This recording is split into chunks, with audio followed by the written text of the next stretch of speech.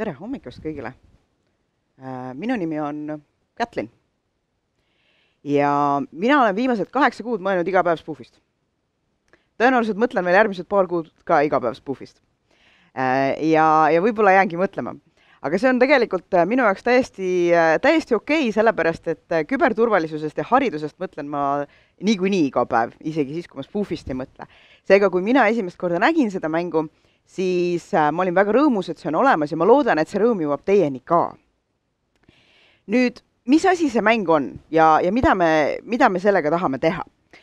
Kõigepealt, hästi oluline on see, et see mäng on tegelikult ka mäng.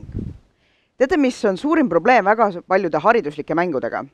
Seal on väga palju haridust, aga mitte väga palju mängu.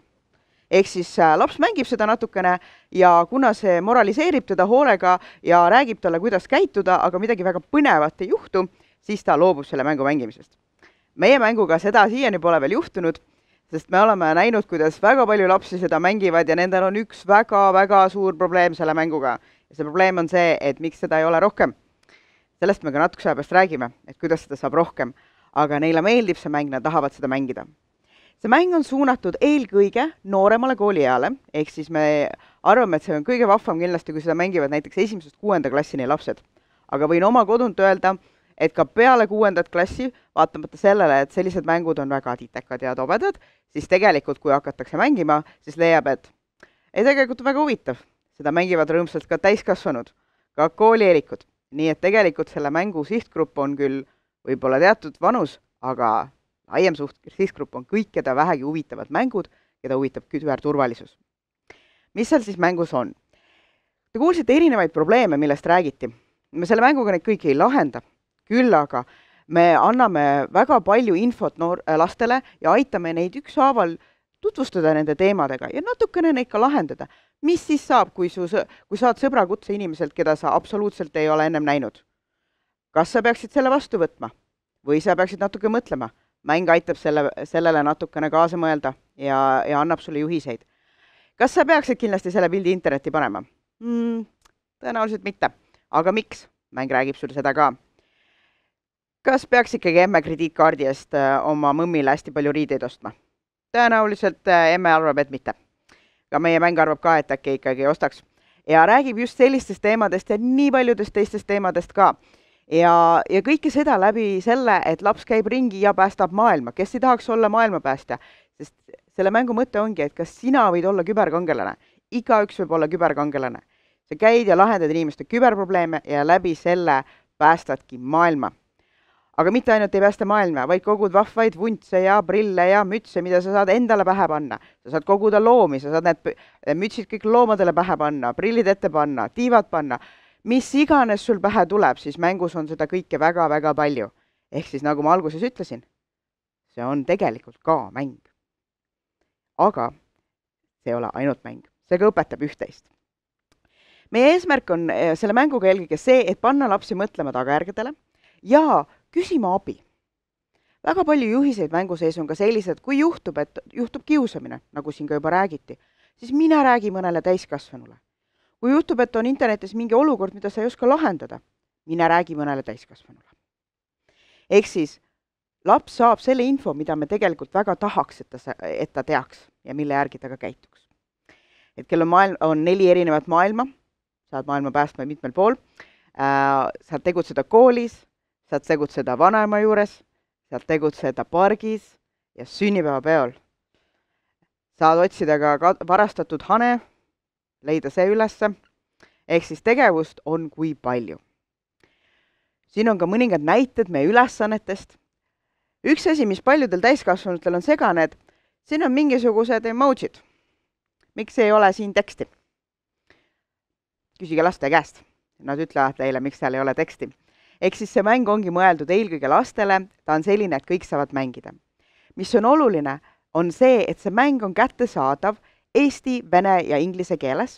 Te võite selle downloadida oma telefoni ja tõmmata alla siis, kui kasutada iPhone'i, siis vastavast poest, kui kasutate mõnda Android-telefoni, siis vastavalt Play poest, võite selle endale alla tõmmata telefoni, võite lapsele tõmmata, seal ei ole ühtegi reklaami. Sellega ei kaasa mingit reklaami, me ei müü teie lapsele mitte midagi. Samuti võite minna ja mängida seda ka leheküljes Spoofi.ee. Ja see on eriti kasulik nendele, kes tahaksid seda mängida tunnis. Sest meie eesmärk selle mänguga on see, et peale selle, et lapsed seda ise mängivad, oleks seal juures ka üht-teist muud. Ehk siis sel samalt Spoofi.ee lehelt leiab eesti, inglise ja vene keeles juhised vanematele, mida võiks veel lastega rääkida, mis teemasid veel lahata, ka infot, näiteks kui mängus on küsimus häkkimise kohta ja lapsevanem mõtleb, et ma tegelikult ei tea, mis see siis häkkimine on, siis me natuke kirjutasime sellest ja panime ka linke sellele, kust saab veel lisainfot kuskilt mujalt, häkkimise kohta, laste aitamise kohta, mis iganes küsimusi võib tekkida. Ja mis veel parem on see, et seal on ka metodoloogilised juhendid õpetajatele, sest me oleme mõelnud seda mängu ka nii, et õpetajad võivad seda ka tunnis kasutada. Olen juba päris mitme õpetajaga seda proovinud ja kõik on väga rõõmsad, et neil on selline vahend nüüd olemas. Tänapäeval on väga oluline hariduses, et haridus oleks mänguline, toimuks mingi interaktiivsus ja see mäng aitab sellele väga palju kaasa. Meil on koha peal võimalik veebilehelt alla tõmmata ka juhised, mis teemasid võiks veel tunnis katta, mis küsimusi võiks arutada, milliseid ülesanded võiks lastele anda, näiteks loovad omale parooli ja arutavad läbi, milline peaks olema parool. No näiteks sõna parool ei ole päris hea parool. Ja see kulub tegelikult täiskasvanutele ka ära, selle tasub endale ka kõrva taha panna. Ehk siis meil on juhised, et mida teha, kuidas seda mängu kasutada. Seda saab mängida seda samas veebilehel, taaskord 3 keeles. Me mäng on tehtud selliselt, et kui lapsed oskavad lugeda, siis nad võivad seda lugeda ekraanilt. Meil on ka võimalik valida tavatekst või siis kõik suurtähed, kui veel need väiksemad tähed ei ole selged. Samuti jookseb samal ajal heli, mis loeb ette täpselt selle sama teksti, seda saab pausi panna, uuesti jooksutada, ehk siis kui veel lugeda üldse ei oska, siis saab ka mängida. Ja või kui on lugemisega raskusi või on vastupidi kuulmisega raskusi, siis saab lugeda. Tekst on üks ühele sama ja meie eesmärk ongi, et selle kättesaadavus oleks võimalikult suur. Kõik, kellel on võimalik kas lugeda või kuulata, saavad mängu mängida. Aga mis nüüd edasi? Mängus ei ole ju, või mäng on valmis, 4 maailma ja tegelikult on ju päris mitmed teemad, mis mängu ei jõudnud ja laste peamine mure on see, et need mütsid saavad ka otsa ja tahaks ikkagi veel midagi põnevat. Siis tegelikult meie eesmärk on ka seda mängu edasi arendada. Et meie üleskutse teile on see, et mäng on selles mõttes valmis, et minge ja mängige seda täna, aga see ei ole kindlasti ainult tänaseks mängimiseks. Ja see ei ole kindlasti koolides ainult sellel septembril või oktoobril mängimiseks. Ajapikku tuleb sinna juurde asju, ootame ka igasuguseid ettepanekuid, mida sinna veel juurde panna.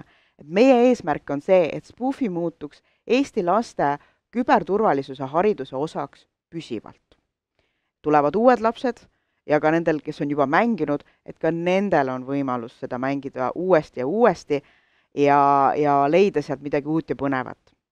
Mis on väga oluline on see, et kui ma ütlesin, et mäng on eesti ja vene ja inglise keeles, kõik need variandid on võrdselt ühesugused, täpselt kasutavad samasugust infot ja see on mõeldud just eelkõige siis Eestis elavatele lastele, aga loomulikult Spoofi.ee leheküljelt võib seda mängida mujalt ka, kus iganes maailmas keegi on, kui ta inglise, eesti või vene keelt oskab.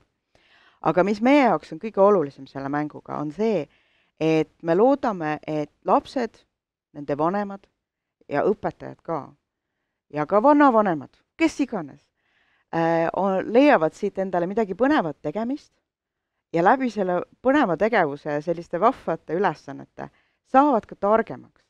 Ja äkki tulevikus on internetis selle võrra natuke lihtsam tegutseda.